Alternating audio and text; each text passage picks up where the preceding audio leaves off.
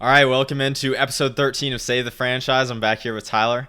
We're recording this on Tuesday, the 16th of September. So all the week 2 games are over with, and we're going to talk a little Eagles Chiefs today. Some top contenders in the NFL that maybe haven't quite lived up exactly to expectations entering the season. Just a little bit of more so with the Chiefs, I would say, but some dynamic issues troubling both of them. So we're going to talk through some of that, get into that, and then I think we're doing an episode tomorrow to talk about more of the NFL in a broader lens. But yeah, Tyler, how you feeling?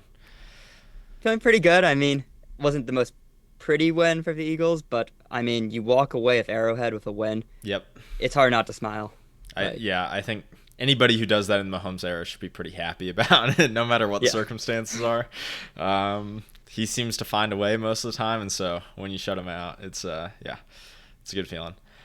All right, let's get into this. Let's talk Eagles first. We're gonna, we'll talk some about the Eagles Chiefs game specifically, but mostly just about the teams themselves, where they're headed is kind of our focus. So Tyler, I think we both agreed going into the season that in terms of like if we were running a betting shop, if we were running an NFL sportsbook, the Eagles would be our top pick to repeat as Super Bowl champions. We'd be picking them to win the Super Bowl, give them the best odds. How do you feel about that now? Are you still in a place where you think the Eagles are your number one Super Bowl contender, or do you feel that they've been displaced by some of the events, given new information about how they're playing? How do you feel about that?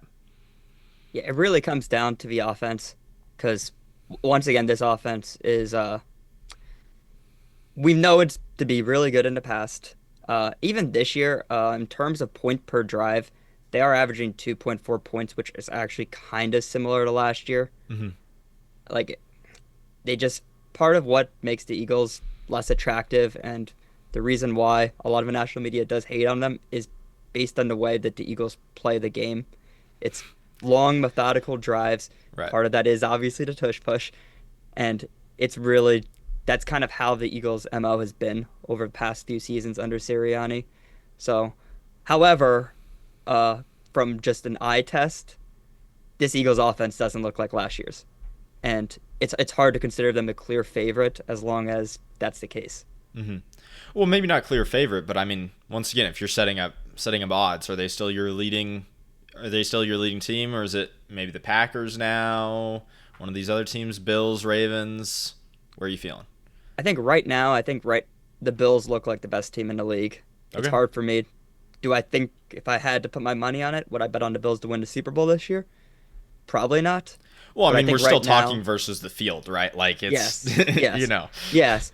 But I I still think Buffalo Yeah. right now Okay. you can't deny them. They beat the Ravens in an amazing game week 1, great comeback, and now they absolutely destroy the Jets, who had a very hot week 1, coming with a lot of confidence, and they usually always defend MetLife against the Bills in the past couple seasons, and this time was just pure obliteration.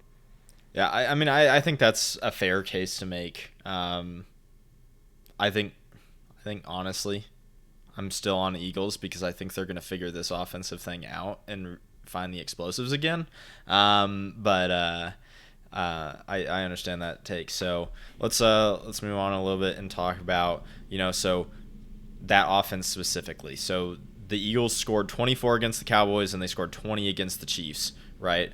Do you feel like those offensive performances, I think they felt a little lackluster? Do you think that was kind of game script, just circumstance? It'll bounce back over the course of the season? Or do you feel like there's maybe something schematic, talent-wise, player-wise, something that's changed that maybe is leading to the Eagles offense and just not feeling quite as robust as the end of last year? Well, to start off, watching Eagles offense is like watching paint dry right now.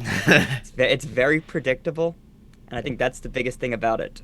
I think I said in a previous episode, uh, Eagles can tell a team what play they are going to run, and they're still going to be hard to stop, which I still think is true. But Yeah. they're actually doing that right now. When they line up in pistol, it's been 93% chance it's going to be a running play, and when they line up in shotgun, it's 87% pass.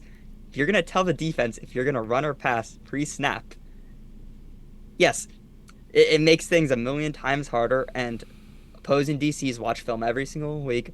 They're gonna realize it, and that's what's happening.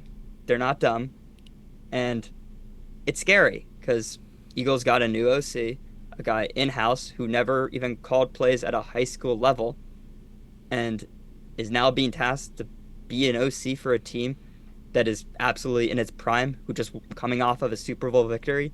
Like, the window is open now, obviously, and Hmm.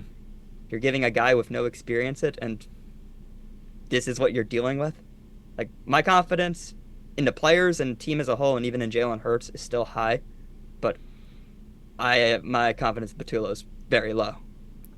Yeah, so I think specifically what really jumps out to me beyond the predictable nature of the offense is Hertz doesn't seem to want to throw deep at all, which I find very curious, especially given the two matchups where I think the Cowboys have very gettable corners. I'm not saying like the corners. I'm not really getting on the corners for being bad so much as they're very like they love to jump things. They love to play risks.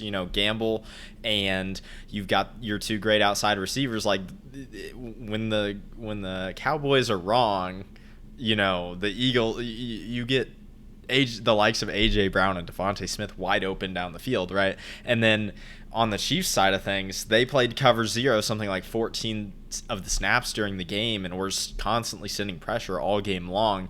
And the Chiefs corners, well, I think they're very good in coverage, I think often have issues. We saw it even with Devontae Smith on Trent McDuffie. He readjusts and catches that ball. Trent McDuffie never gets his head around. Are you concerned at all that like there's no like effort or push to kind of create those chances or look for those chances? It seems like they're just kind of being ignored right now. Well, yeah, it is very weird because Jalen Hurts in the past he's always been top five in ADOT average depth Hmm. of target Well, and every he's single excellent. year, He's an excellent deep ball thrower, in my and opinion. he has the accuracy. It's You can count on your hand how many times he's like missed on a deep ball. Like he really doesn't. And I actually think his one deep ball of the season, his one pass he's thrown over 10 yards all season, to Dodson, was actually one of, Beautiful. well, yeah, I think that was one of the best strikes of his entire career.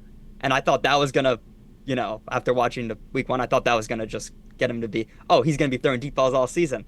Oh, and then, yeah, that was the last pass I think he's thrown past the line of scrimmage. Yeah, I Or I mean, guess even that yeah, Devontae Smith one was what, like 15 yards down the 15, field. 20 I mean, yards. Okay, I it's guess that one it's a was, nice but chunk, right? But like, yeah, Jalen Hurts is known for throwing outside the numbers, and I feel like the Eagles haven't been targeting. They haven't been playing a Jalen Hurts offense, and kind of concerns me. do But you think maybe they're trying to save it for a period of time, or this is just like how Patullo wants to operate? well, part of me, which gives me some confidence, is they did this a little bit of last year too, and that was with a different OC. Like I think it was around like week 11 to like 15, 16 last year when the defense really started to pick things up. The offense really was just on autopilot. We didn't really score that much, and most of our scoring, we were like cruising throughout the game, and then Saquon had a big run late, or even just say Shipley even had a couple big ones too. It was like just some random plays in the fourth quarter, and then all of a sudden the game was like a three-score game. But in reality, they were a lot of one-score games where we were in a driver's seat, and I think that's kind of what we're going to be getting in the regular season. Yeah. And however, I don't know. As an Eagles fan, I want to see Jalen Hurts throwing go routes to AJ Brown. Something we've seen over the years. It's, it's good football to watch, and it's hard to defend. It's Yeah. undefendable, honestly. And Well, and I think they've done a good job in the past of like that hasn't been they've been able to play that style of offense without being very turnover risky, right? Like they've done a good job of keeping the ball in possession and taking those chances. And so yeah, I'd like to see them do more of that. My thing also is like I totally understand if you're gonna be like, we have the best offensive line in the league, we have the best running back in the league, and we can run the ball like nobody else, and our receivers can be used on short stuffs too. There's zero reason why, if we can just matriculate the ball down the field at a very high efficient rate, that we shouldn't just keep doing that. Forget the deep shots. Even if we're good at them, it's still less efficient. I could totally see that case. The thing is, in the Chiefs game, they didn't have a single, the only drives that the Eagles scored points on, not that they didn't do a good job on capitalizing on opportunities, right? But the only drives the Eagles scored points on were when they were gifted, good field position. The Chiefs defense did a pretty good job, shutting the Eagles defense down most of the game. And so you'd think in some of those situations, the Eagles would have just been like, hey, let's take the shot. Let's see if we can get this defense and make this drive 10 times easier. Yeah, and I think I'm going to blame some on Howie. Very rare for me, but I think a large part of why the Eagles' offense looked as sluggish as it did last week was the tight end spot. Mm-hmm. Grant Calcaterra should not be playing tight end for a Super Bowl caliber team. He's a good receiver, but the Eagles need their tight ends for blocking, and the fact that Howie did not acquire a Darnell Washington with all the trades he's made, a guy like that, a guy who's going to be a pure blocker, who's going to fit our scheme, because Calcaterra actually has the most run blocking snaps out of a tight end over, I think, the past 2 seasons, which is just disgusting because he's a receiver playing tight end. Yeah. And the loss of Goddard really does hurt. And it's not even like Goddard is a tier A blocker. But part of it is, and if you watched a lot of the blitz pickups, I'll give Spags credit. Mm-hmm. His blitzes were very creative, but they also were in the Super Bowl too. Eagles did 1,000 times better picking them up in the Super Bowl. I mean, to be fair, until things got out of hand in the Super Bowl, I feel like it was a very similar matchup on that side of the ball, right? Like Spags being creative, limiting the Eagles in a lot of ways, and then the offense started gifting the Eagles so much. But yeah, no, I think blitz pickup was better though. Oh, I agree. I agree. It was better, for sure. I will defend Hurts a little bit though in terms of his ability to deal with getting blitzed. Not sure if you saw this, but his while getting blitzed by the Chiefs, he got the ball off in 2.11 seconds, which for Jalen Hurts, I didn't think that was possible. Yeah, no, I will say, I mean, part of this low ADOT thing has been he has been getting the ball out very fast. I don't know if I don't know if I'm ready to say that's sustainable for him yet or not, but I think it's definitely interesting. Yeah, it's just he's not playing like himself, which is just weird to see because I feel like quarterback's one of those positions where guys develop their own style over the years and really kind of build on it. You don't see a guy go from like holding onto the ball for 4 seconds, throwing deep downfield to playing like a very system-y type QB in the matter of a new season, but we're kind of seeing it. Yeah, I don't know. We'll see if this sticks. I guess I want to talk about the Eagles' defense a little bit as well.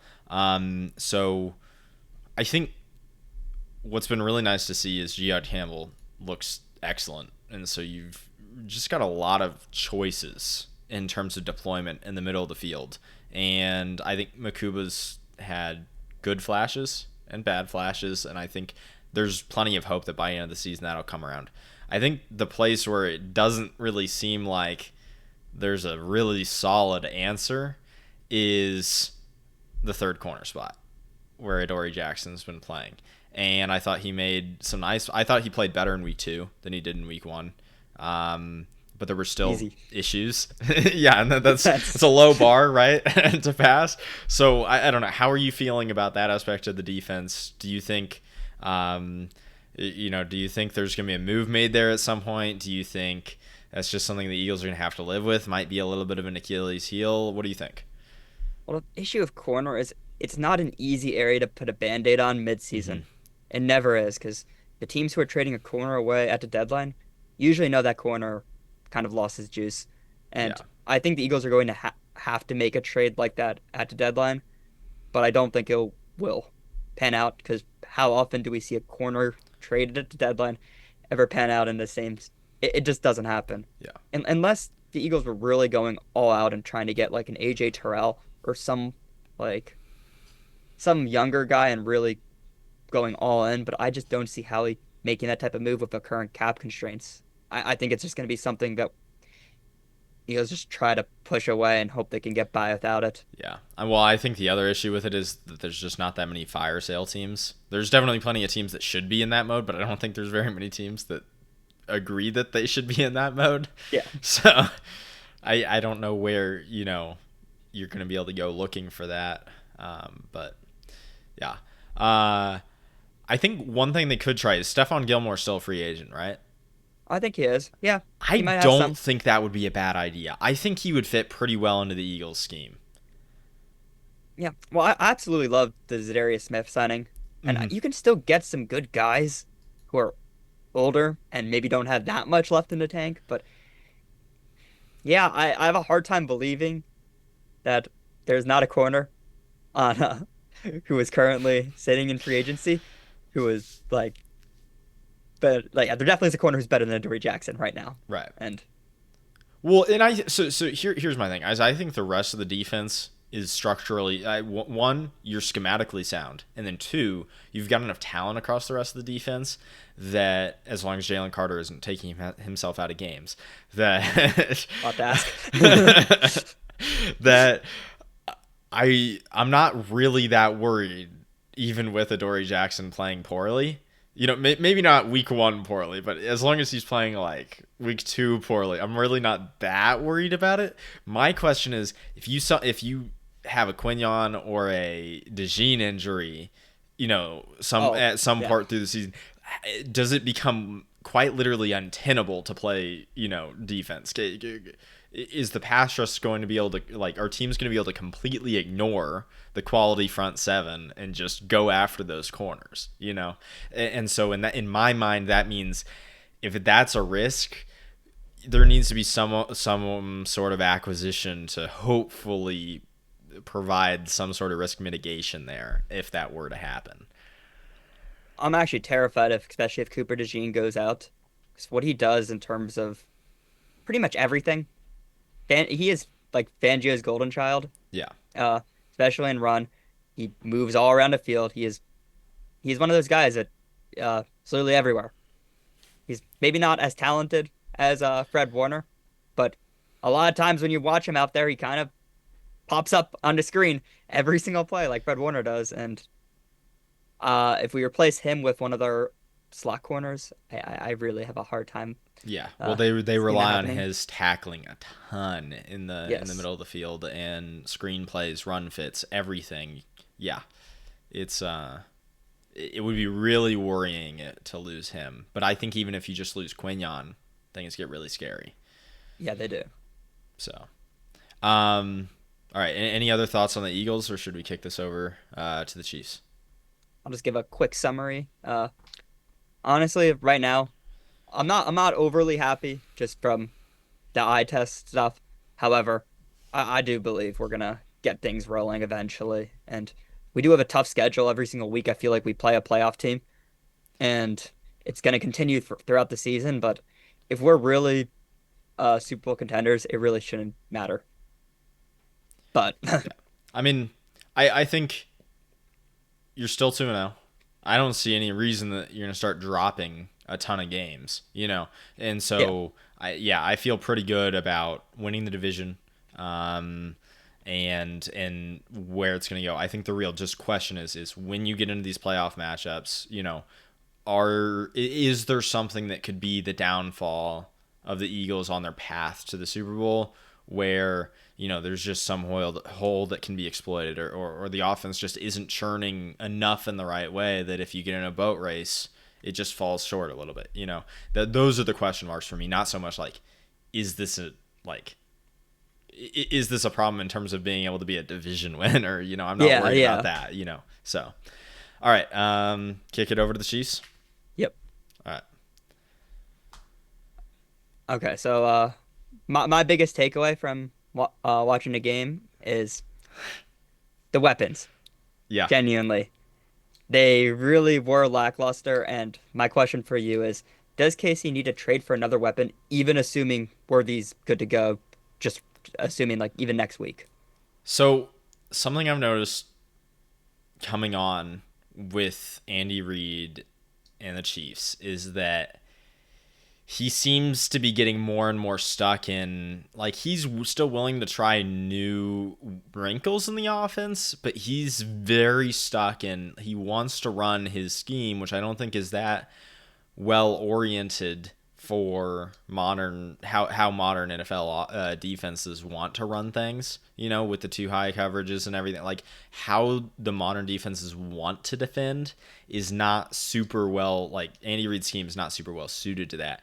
And so, but he's just very much gotten stuck in this sort of mindset of like, we're going to do what we do, and we're just going to have to execute at a high enough level, and Mahomes is going to have to play at this superstar level to push this through and make it work. And so I think where I'm tying that in with the weapons is, unless if they are absolutely forced to run things through the players they don't want to run them through, they're not going to do it. And so with it being like one-off game plans where Worthy was gone this week, they were just like, okay, we're just going to get through this week, and we're going to live with it. And then we'll get Worthy back and we'll run the things we want to run. I think that's kind of how they're thinking about it, right? And I think I give them a little bit of a pass on week one, because obviously Worthy was going to be the centerpiece of the passing game plan, heading in, and then Kelsey blows him up on the second or third play or whatever it was, So I give him a little bit of pass as that happens right at the beginning of the game, no warning. We don't know what that passing game was going to look like with just Worthy and no Rice. But as for what does this look like in terms of an addition, do they need another piece? I think it really boils down to, how does Worthy look in the brace against the Giants? If he's like 95%,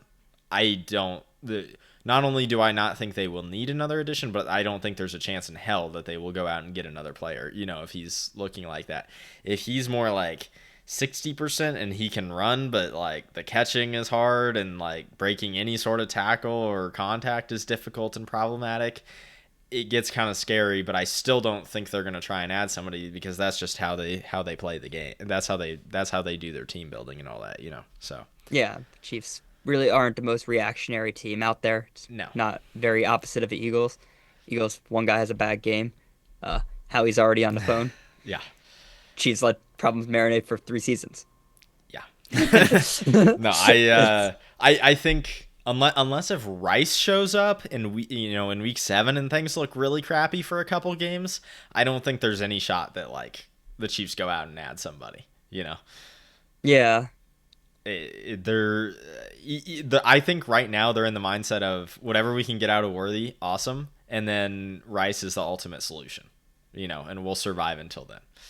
Is kind of how I think they're thinking about it. So, Because let's talk about the current weapons right now overall. I really want to hear your opinion on Travis Kelce, because me personally, I actually think he looks fairly good out there. He looks quicker than he did last season. yeah. Obviously, he had a pretty bad drop. The ball was tipped, but he's a Hall of Fame tight end. He should catch that 10 times Yes. out of 10. Yeah. And that's exactly what we praise him for all the time. Him and Mahomes, for that connection is like they are always on the same page. They always know where the ball's coming in. They all, like if we're going to praise him that much for that, we need to be critical when, they can't connect on, one of the easier versions of those sorts of plays. I just think, yeah. So I think, I'll say this. I think the movement looks a lot better. And I also think there have been like multiple mental errors in both games so far this season, right? So it's kind of like, I'm not sure the focus is totally back, but I think physically he's definitely much more spry looking, this season. Yeah. It's just, your point is about that connection really hasn't been there in a while. And it kind of does hurt to see, just from the fact that it used to be purely automatic. Yeah. And it was, I think we said this in the past, like Kelsey could be like jogging routes out there, and he would still be getting open and still getting catches. That's Right. just not the case anymore. He has to actually, uh, you know, use his route tree instead of just finding the gap and Mahomes knowing he's going to be there every single time. Yeah. It's just not the case anymore. Well, and I wonder if that kind of full effort, like he's got to put everything into his movement, and it's a full head down sprint sort of like mindset, is kind of in order to get what he needs to out of his body. I'm wondering if that's kind of interfering with his mental processing part of the game. It's stopping him from playing, the game in a very calm, calculated, I'm going to do this and the defense is going to move this way and then I'll just stop right here. And, that way he has always played the game. I'm wondering if maybe that's kind of limiting that. But yeah, I don't know. I think he starts to look a lot better when Rice creates more space over the middle of the field. What I think would really help is if, the run game would function, and I'll allow a little bit less attention on the pass catchers, but I don't think that's happening. Yeah, like honestly, one of my biggest critiques about the Chiefs offseason was the fact that they didn't get a running back, and we're seeing it right now. Even so, like I think there's multiple other issues with the Chiefs' run game, right? Like, yes, every other run play, Pacheco finds a way to like run into a defender for no reason whatsoever. Like he seems to think that like. I've seen so many plays where it's like Josh Simmons out in space running down the field and looking for the next guy to block, or Creed Humphrey running down the field looking for the next guy to block, and Pacheco's seeing that like caravan is just like, oh, but what if I went this way? And it's just like, dude, I genuinely don't understand how you make that decision. So yes, that is happening like every other run play for Pacheco, but also every other run play, a tight end gets blown up, or the double team doesn't, latch onto the defensive tackle correctly. There's just like, it seems like almost every single run play, something goes wrong. Someone makes a bad decision, and like I understand, we're not looking for 100% success rate. Like it's not that everybody has to do their job perfectly on every single play. That's an unrealistic standard. But like, can we get something like approaching half the time people are at least making the right choices? I actually want to see the analytics on this. I haven't looked into it this year, but just from the eye test of the Chiefs and just every NFL team in general, including the Eagles, I feel like running the ball just hasn't worked this year. Yeah, I think it's interesting. Like, I feel like runs, I mean, we've been seeing it over the past decade and a half, but I feel like it's really hard to run in today's NFL because I feel like the Colts and the Jaguars have been the only teams in football that have run the ball successfully. Yeah. And I think part of that is, you're right. Oh, and everything the Falcons. Needs to go Bijan right. is working absolute magic right now. Yeah. Well, actually, most of his yards have came like out of the receiving backfield too. Well, he's been receiving a lot, but did you watch that? Did you watch the Week 2 game against the Vikings? Did you watch the game last night? I only watched the first half of it. Man, Bijan is so good. Okay. I think it's absolutely incredible how many extra yards he generates. It's absurd. Yeah. I think I'd still prefer to have Saquon for this year because of what he does from a explosive standpoint. Bijan's just not. He doesn't have that high year, but yeah. It's the way he like eliminates negative plays and like creates like turns 3-yard gains into 5 or 6 yard gains instead is pretty incredible. Yeah, I mean, he is incredible, and I'm not saying the Chiefs need a guy like that to be successful, but there are good running backs that you can get in the 3rd to 4th round who have that explosive ability or are at least smart runners. I think you go either direction. I think they will both be improvements right now. Right. And it just, when I was watching Mahomes out there, I think it was the drive where he marched down the field, the one where Kelsey dropped the would-be touchdown. Mahomes was getting pressured instantly. The running game was not successful at all. There was no receivers really getting open. And it really was just Mahomes making things happen with his legs or rolling out, somehow completing passes. It really was all on Mahomes. He was straight up carrying the team. And I know that's what the Chiefs have kind of been, but I don't think that's what they need to be. Yeah. This is like, we're kind of seeing how they've limped through the playoffs the last 2 years is what these two games have looked like, except that they're losing them, but in terms of the play style they're asking Mahomes to adopt, like that's what it looks like.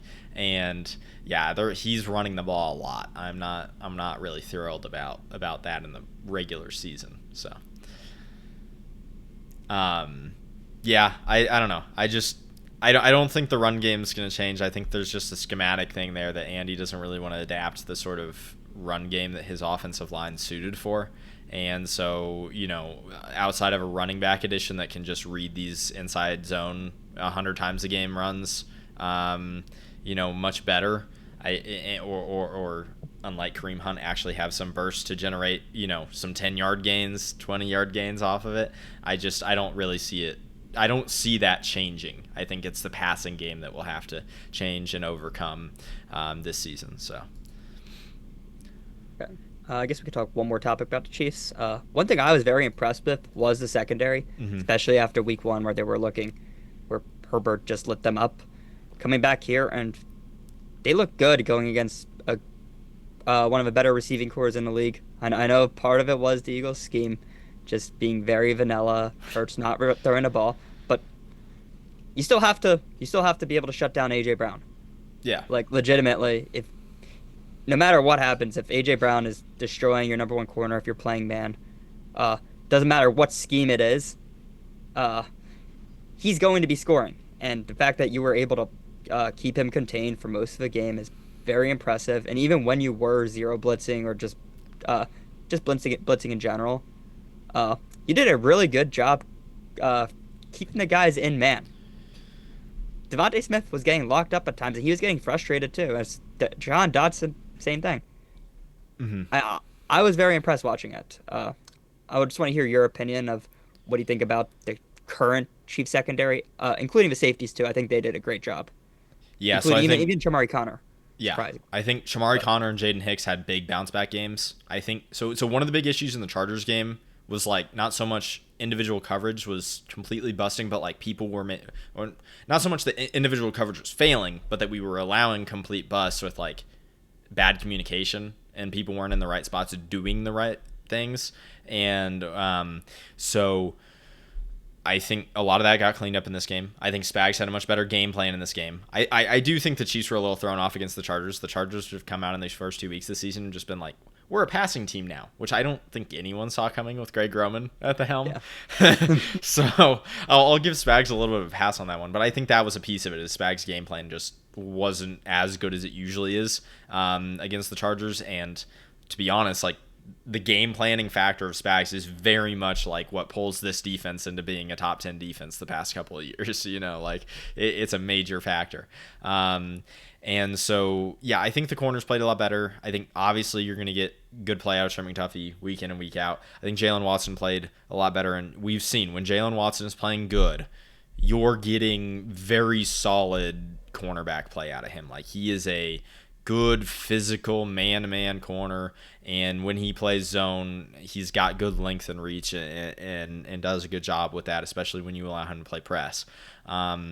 The question has been the third spot. And so, I thought Christian Fulton looked pretty good until he left the game due to injury, which is kind of sad to see. I think the hope for Spags in that defense was that Christian Fulton was going to take the other outside cornerback spot, and Trent McDuffie could live in the slot. And, between Fulton and Watson, you'd have a pretty good outside duo. But that might be up in the air now. But Shamari Connor, Jaden Hicks, they seem to have at least figured out, like, we're not allowing massive busts in the secondary.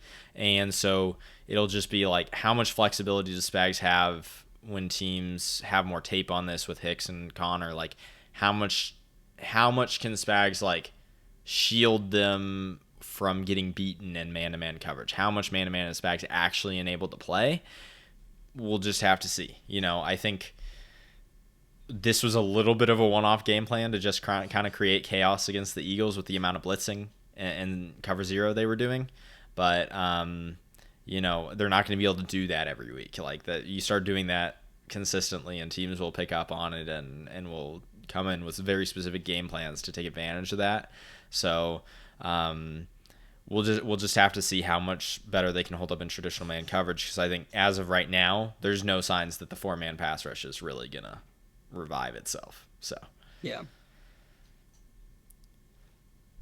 um, I don't know, unless if you have anything else you want to talk about with the Chiefs, I'll put one last thing out there, and that's that Josh Simmons is awesome, and he is fantastic, and regardless of whether he gets one or not this season, he's already Pro Bowl player.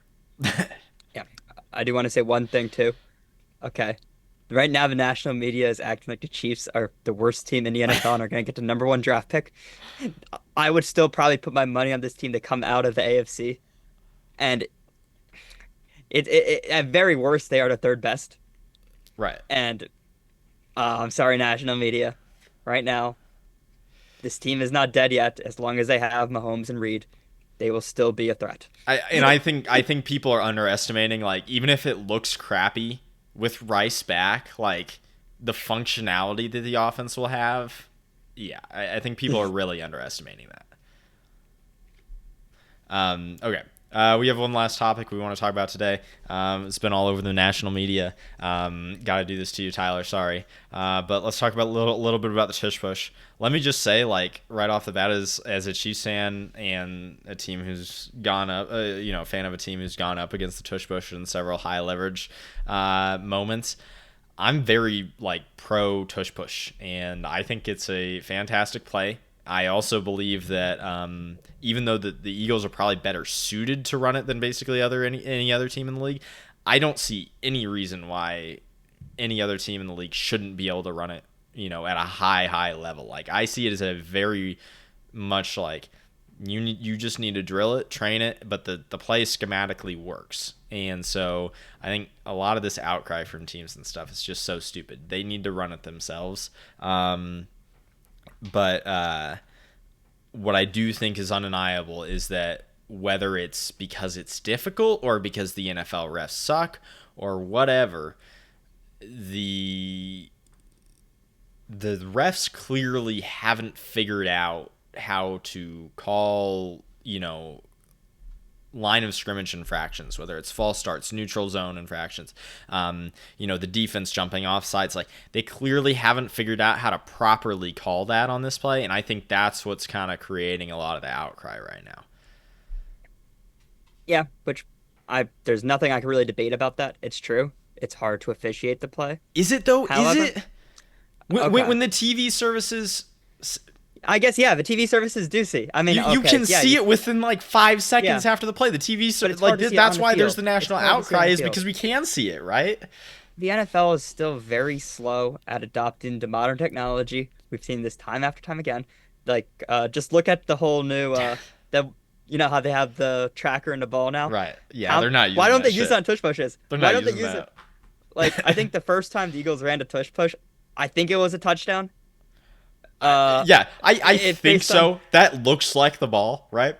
Yeah, why not have the technology that you spend so much money in and use it? Why not have a camera or some drone just going over the top of a tush push and just like actually making calls to see who's offsides or not? It's just there's so many things that I think the NFL should do better, but they won't. The only genuinely difficult thing I think there is I think there's, like, it's the ball tracking should be able to solve the ball placement. The only question then is, like, I do legitimately think there are times when you don't have a camera view, even if you have the overhead, you don't have the camera view on when Hurts is down. That's the questionable part, because some people are kind of making the case that, like, he could easily be in there worming.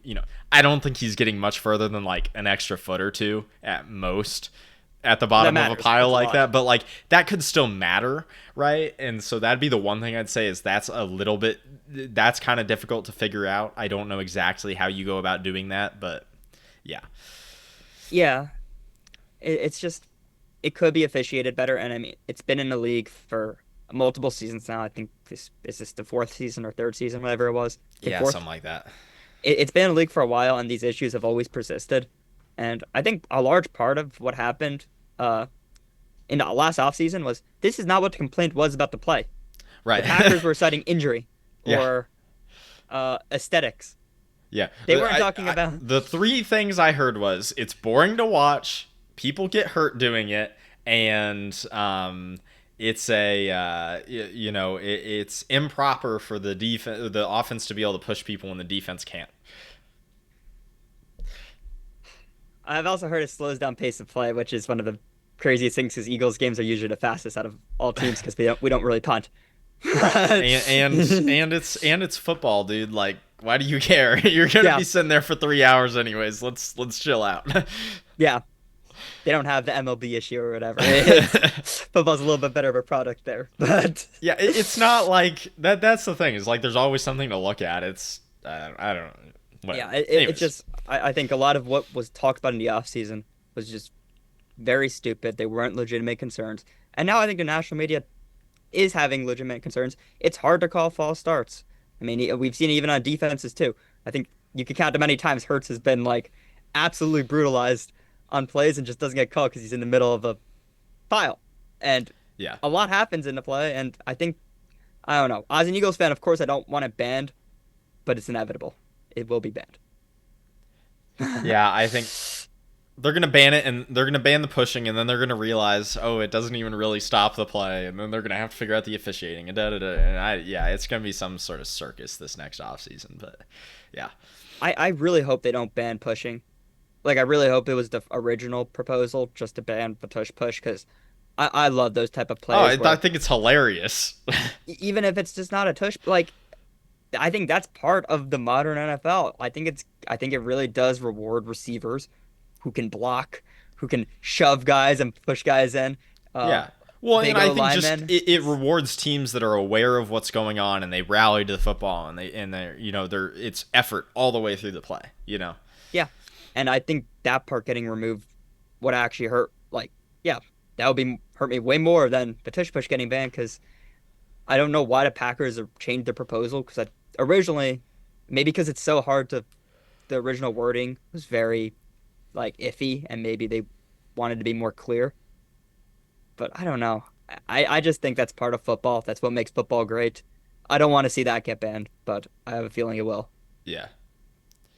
No, I think it's kind of unavoidable. We'll see though. I don't know.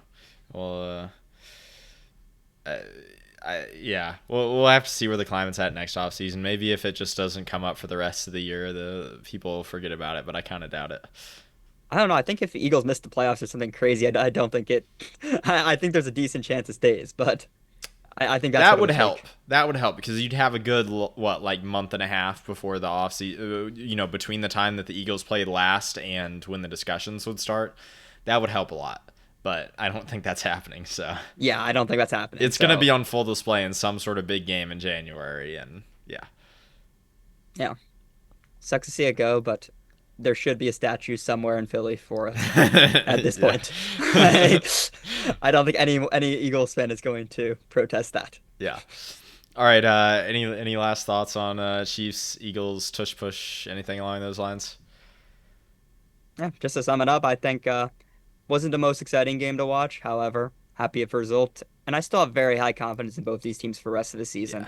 Yeah. I don't think like the national media is already crowning the Super Bowl to be uh, Bills or Ravens versus the Packers, which it could be. That's a very potential match. Like I'm not going to be surprised if that's what it is, but the national media Yeah. likes to move fast.